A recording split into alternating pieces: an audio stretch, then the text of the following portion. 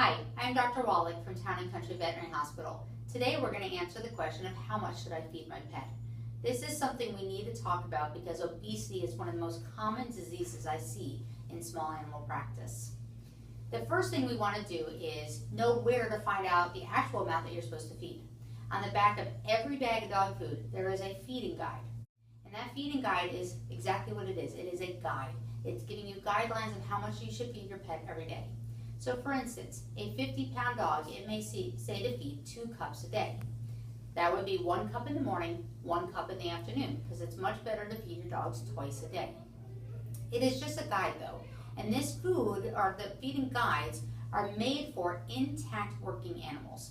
And obviously most of our pets are not intact because they're spayed or neutered, and they aren't working.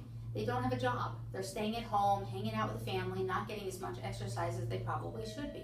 So I usually recommend that we decrease the amount that is recommended by about 10 to 20% for most animals. Also, pet food companies want to sell their food. So a little bit more here and there, they sell more bags and they're happy. So again, 10 to 20% less. Now let's talk about what a measured cup is. This is a measuring cup. You have your own at home, and if you're using one, that's fabulous. But most people aren't. And when I ask how much are they feeding, they may say, oh, I just take a scoop, or I use my cup, or whatever. But usually that is not actual measured cup. So for instance, this is a mug. Most people use this to feed their animals. But you will see that this is not just 1 cup of food. This is, there's 1, almost 2. So you can see that you're feeding anywhere from 1/3 to maybe 50% more food than they should get a day.